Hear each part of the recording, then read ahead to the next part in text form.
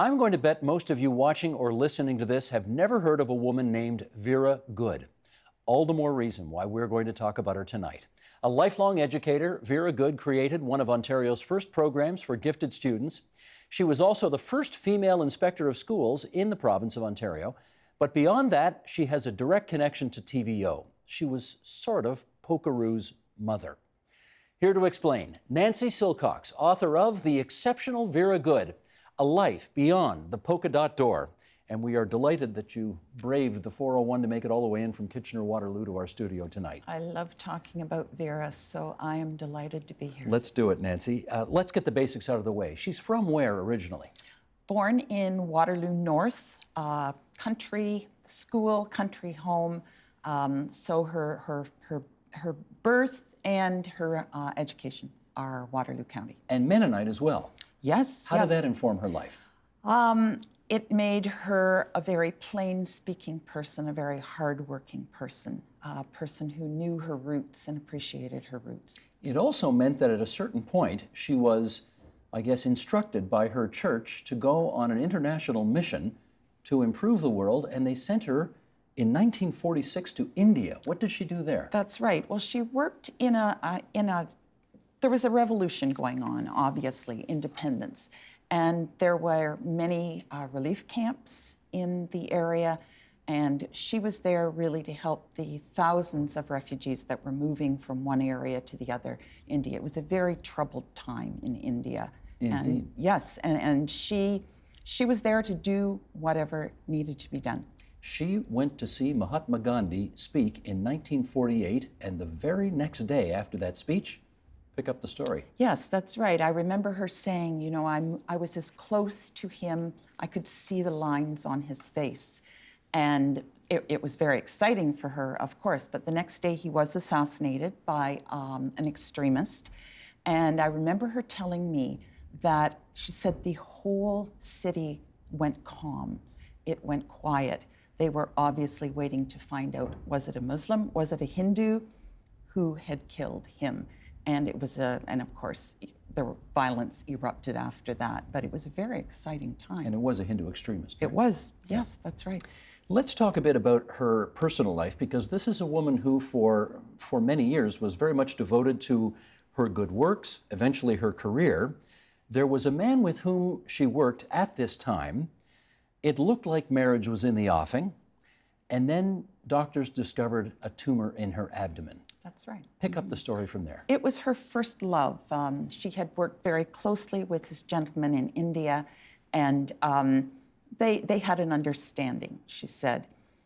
The tumor was found, and she decided that because this particular gentleman wanted a family, in her words, I let him go.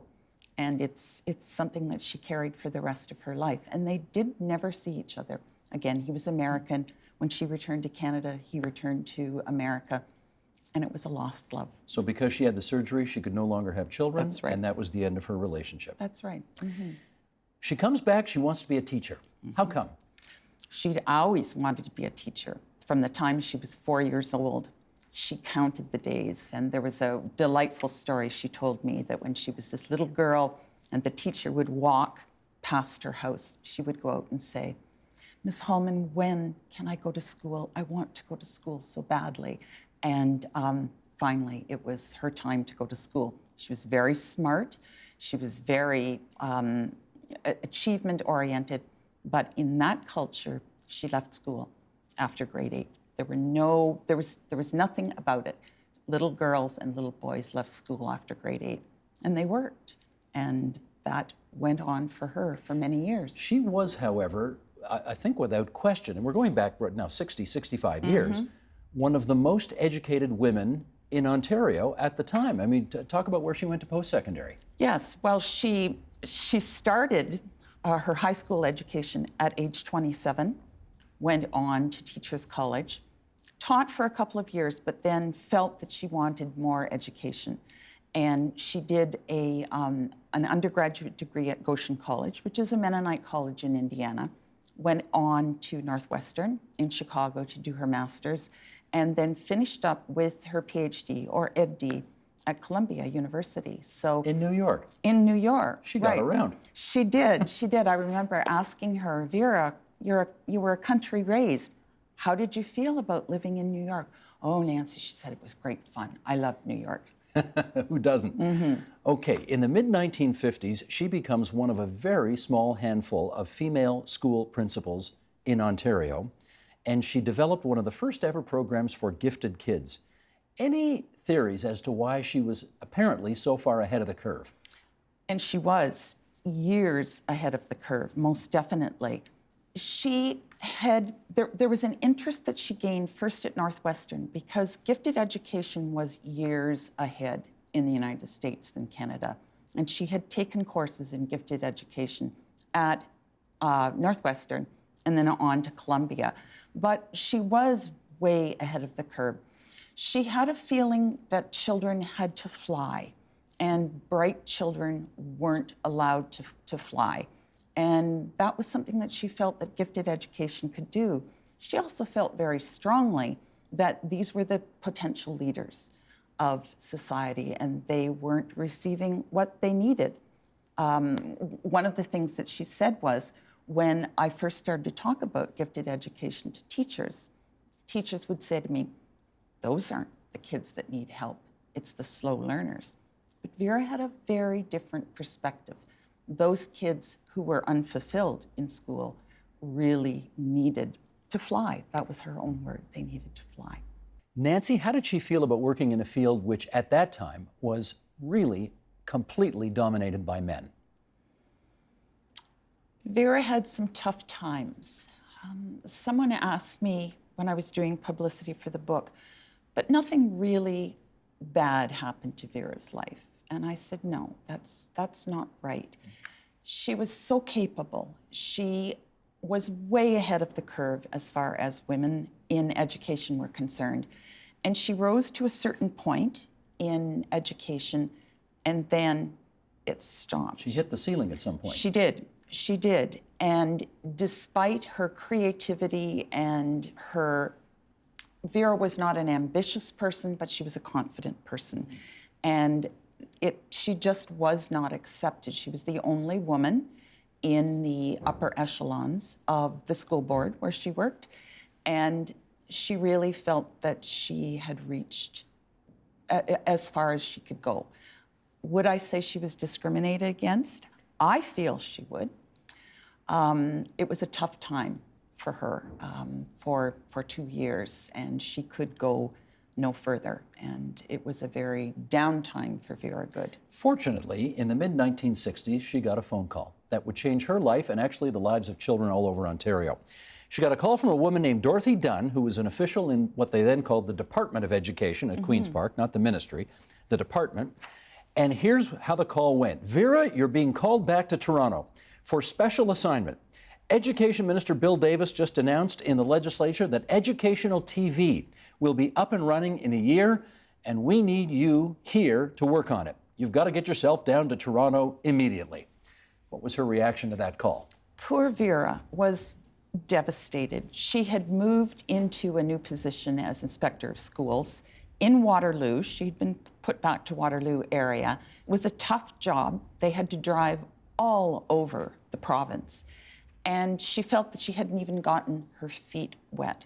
Remember, Vera had also, because she was so efficient, so ahead of her time, had moved to open schools.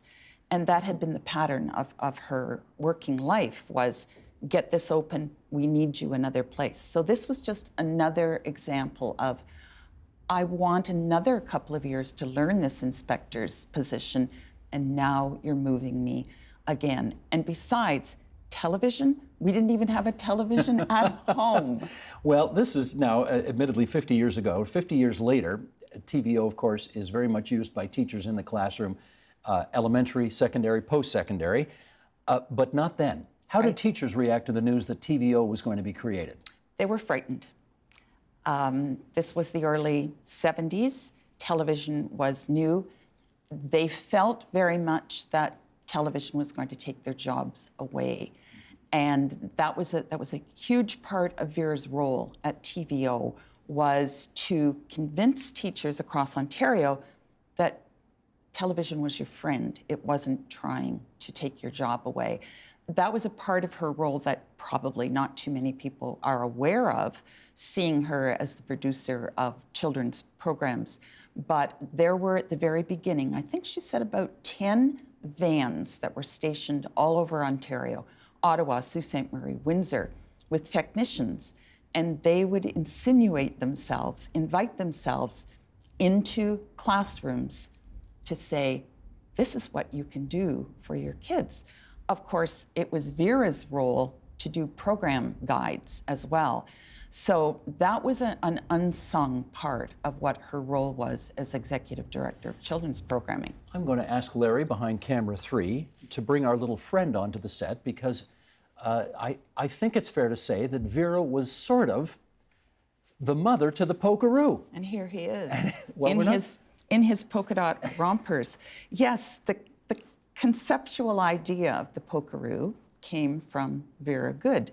They were looking, this is the very early days of finding the kind of programs that they wanted for young children. And from her brain sprang the Polkaroo, and Part here moose, he is. part kangaroo. I guess in rompers, and of course he never said anything either, did he? Well, Not he till did much say, later, much yes, later. Polkaroo. Yeah. But here he is, right. Now, the Polka Dot Door, which of course was the show on which Polkaroo was featured, aired from 1971 to 93. 383 episodes. She won a Gemini for Best Preschool Programs. Do you think that is her greatest legacy during the course of her educational career? No. Really? No. A former teacher myself, married to a teacher, I think her greatest legacy was making teachers comfortable with television. The Polkaroo was enjoyable. There were other shows that followed to Today's Special. But maybe I'm looking from the perspective of a teacher, that those early years, convincing teachers that TV was good, educational TV was good. Personally, because I used television in the early years of my teaching career and learned that this was something that could add to my teaching. Okay, I'm going to push back just gently and a little bit, because one of the things I learned from your book was that she went and she checked out the Sesame Street and the electric company in the States, and she wanted to go in a completely different direction, as opposed to television as a passive medium where they sat there and learned, wrote alphabet numbers and so on. She wanted kids up and moving, which was part of the genius behind Polka Dot Door, right? It was. There were two models that they had used. One was Play School in Britain, that Vera was dispatched to look at that as a model. Then she went down to Sesame Street as well. Wasn't impressed that much by Sesame Street. Although they did okay. Yes, they did. But she felt it was too much rote, too much repetition. She wanted those kids up and bouncing around and moving. And so that was really the conceptual idea of Polka Dot Door. The other thing that was so interesting, I think, was, I don't know whether you remember, Steve, from watching it from years ago, but they were masters of props. They could take a Kleenex box and make it into a trunk that everything was, she said, Canadian. Lots of imagination. Lots of required. Imagination, yeah. Now, again, we haven't talked at all about her personal life, because during all of these years, she is still a single, unmarried woman. She finally, at age 56, got married to a Polish emigre named Antoni Nowakowski. That's right. Which ended in tragedy. Yes. What happened? She was only married 7 years, and he passed away of cancer. And she said we had far too short a time, and only married for 7 years. No children. Did she ever express any sadness to you about not being a mother, despite being a mother to, in some ways, to so many kids in the education system? She didn't, Steve. She didn't. She became very, very close to her family, her nieces and nephews, great nieces and nephews. I think probably in her heart she was, but it was not an overt longing. She was surrounded by children. And I think she was also a very professional woman with ambition too. But yes, in her heart, I think it was a regret. Sheldon, let's bring up photo number 1, because Vera Good is still with us. There she is. She is how old now? She is 102. And living where? She lives in Simcoe in a long-term care. She is, her brain is very, very strong. She's witty, she's funny. She is blind, and her mobility. That's right. That was the party that we had before the book was produced. When you're 102, you want to celebrate as much as you can. And I knew the book wouldn't be coming out until the fall. It was finished in the spring. So we had a party. And you essentially did this book as a result of, what was it, 50 weekly conversations with her? I did. I drove down from my home just outside Kitchener-Waterloo to Simcoe, just over an hour. And we talked. In the early going, I did go down twice a week. When you have a woman who's 100, you want to make sure. Absolutely. And then we wrote. And it was one of the most wonderful, enjoyable times of my writing career. Well, we're absolutely delighted that you brought her story to the fore because, as I suggested in the intro, there's too many people who don't know anything about Vera. So good for you. Let's finish up on a couple of things here. Where can people get this book? Yes, people can get this book at various places. In Waterloo at Wordsworth Books, in Simcoe where Vera lives at Coles. I'm sure other Coles will be able to get the book. It is just at that Coles. You can also go online. The book is published by the Canadian Mennonite University Press, and you can go online and order it then. But probably for people perhaps in the Toronto area, Coles, call your Coles, and I'm sure they can get it. And unlike most authors who actually want to make a buck when they write something, you aren't on this one, right? No. This is my 12th book. I do not ever take a writer's salary. I'm a pension teacher, so I make do. But I usually match the project that I'm working on with the book. And for this book, Vera and I sat down, and she knew that I would not be taking a salary. And I said, Vera, where do you want all the sales to go? And we decided that it would go to an organization called Strong Start for Reading, which is in, I think there are some chapters in Kitchener-Waterloo and outside of the Kitchener-Waterloo area as well. And these are children who are at risk for having reading difficulties, and they match professionals one-on-one. And that's where all the sales of the book will go. So she continues to have a positive impact on education in Ontario. And she loves that. Good stuff. The Exceptional Vera Good, that's a clever title. A Life Beyond the Polka Dot Door. Nancy Silcox, we're really grateful you came into TVO tonight. Thanks so much. It was a lot of fun. I love talking Vera. The Agenda with Steve Paikin is brought to you by the Chartered Professional Accountants of Ontario, helping businesses stay on the right side of change with strategic thinking, insightful decisions, and business leadership. Are you on the right side of change? Ask an Ontario CPA.